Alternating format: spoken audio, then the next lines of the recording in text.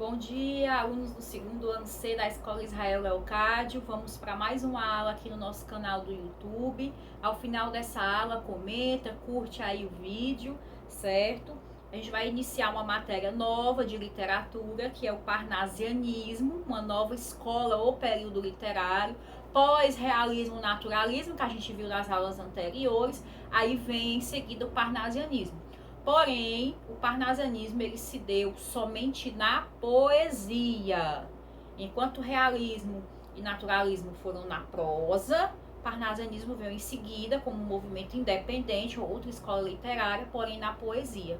Tanto é que alguns críticos afirmam que o parnasianismo é o realismo na poesia, mas é uma escola independente, certo? Então vamos ver aí, ó. Parnasianismo no Brasil começa aí no capítulo 3, na página 236 do livro didático de vocês vão poder acompanhar aí depois, certo? O principal nome do parnasianismo no Brasil foi o autor, o poeta Olavo Bilac. Mas o que foi o parnasianismo? Gente, o parnasianismo, ele se deu na poesia, só que uma característica muito importante dele foi a objetividade. Ao contrário dos poetas românticos, que eram subjetivistas, né, idealistas ou idealizadores, né, de um mundo que não existia, os parnasianos já eram realistas, objetivistas. Então eles fizeram uma poesia não muito preocupado com os temas, com o conteúdo, e sim com a forma. Então é o que se chamou de arte pela arte. A arte sem função social ou sem devaneios, sem fugir da realidade, simplesmente por fazer arte. Então a preocupação deles foi com a forma, né, foi com o jeito de organizar as palavras dentro da poesia. O conteúdo em si, a temática, pouco importava. Eles podiam falar de qualquer coisa, certo? Então vamos entender melhor como foi esse movimento que se deu em todas as artes, não só na literatura, certo? Aí na 236, ó. Na segunda metade do século XIX, como reação à poesia romântica, marcado pelo sentimentalismo, pela idealização e pela subjetividade, surgiu o parnasianismo. O nome dessa tendência poética foi inspirado na obra Parnaso Contemporâneo, ou Parnaso Contemporâneo, né? Uma antologia de poemas de diversos poetas franceses, publicadas entre 1866 e 1876. Tal nome sugere a revalorização da cultura clássica greco-latina. Então foi uma volta aos ideais clássicos, né, ao classicismo, né, a antiguidade clássica, certo? De uma linguagem mais aprofundada, né, sem muita preocupação com temáticas sociais. Era a arte pela própria arte, com finalidade em si mesma, certo? Então foi uma volta da cultura clássica greco-latina, defendida principalmente por Leconte de Lisle, colaborador da antologia e um dos mestres do parnasianismo francês. Então começou lá na França, né? Como representante da nova tendência poética, Leconte de Lisle propôs a abordagem de temas históricos e mitológicos. Então volta à mitologia, volta ao paganismo. Então a literatura é um ciclo que vai e volta os temas, certo? Então, tanto a mitologia greco-latina, né, grega e romana, quanto a oriental. Descrição de sentimentos sem os excessos românticos, tudo muito comedido, pé no chão, mais realista, mais objetivo. O retrato objetivo e detalhado de cenas e objetos. O aprimoramento formal, por meio do emprego de vocabulário sofisticado e preciso, verbos bem ritmados e efeitos sonoros e visuais.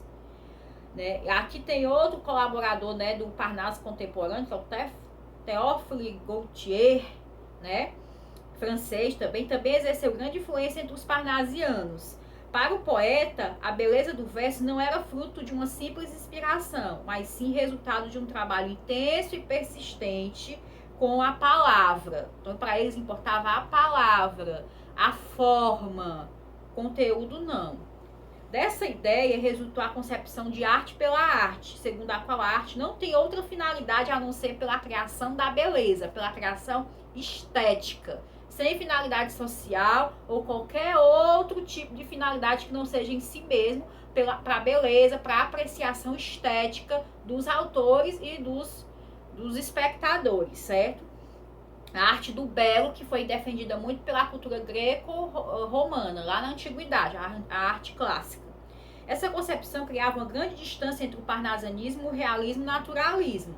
para os quais, entre a arte e a literatura, eram os meios de retratar e criticar a realidade. Então, essa é a grande diferença. Por isso que não dá para dizer que parnasianismo é a mesma coisa que realismo e naturalismo. Porque o realismo justamente buscava denunciar e retratar a realidade, enquanto os parnasianos fugiam dela, certo? Não com a mesma intenção dos românticos, mas também não abordava esses temas, certo? Os ideais estéticos defendidos pelos poetas franceses influenciaram o parnasianismo brasileiro, que teve início formalmente com a publicação de Fanfarras, em 1882, de Teófilo Dias. Os poetas mais representativos desse movimento, né, que chamam de tríade parnasiana, 3 grandes poetas brasileiros, foram o Raimundo Correia, o Alberto Oliveira e, claro, o Olavo Bilac, que é o principal deles, certo?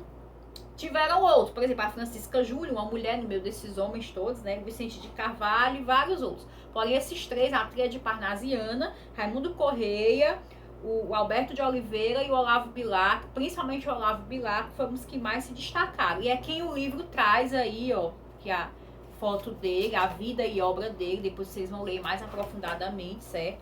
Olavo Bilac, considerado o mais popular dos poetas parnasianos brasileiros. Olavo Bilac se destacou pela fluidez de seus versos e pela sofisticação da linguagem de seus poemas.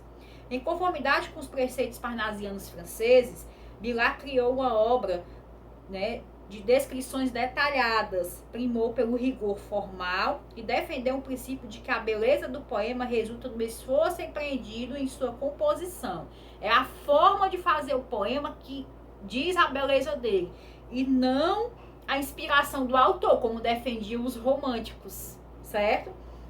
Tal princípio, bem como o de que a finalidade da poesia é só meramente a beleza, o encantamento, foi expresso no poema Profissão de Fé, que é um poema manifesto, né, do seu início do livro dele chamado Poesias, que é o poema mais famoso do parnasianismo brasileiro, Profissão de Fé, do Olavo Bilac.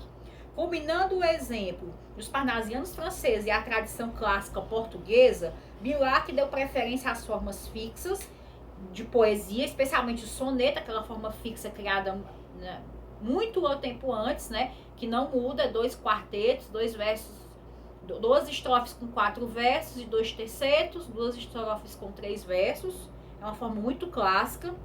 Tipo refinado de composição, né, o soneto amplamente cultivado por Camões, lá no classicismo português, né, por Bocage também no arcaísmo português. Em seus poemas, as cores, as formas, as texturas, os movimentos, os sons constroem imagens primorosas, dando concretude ao mundo criado.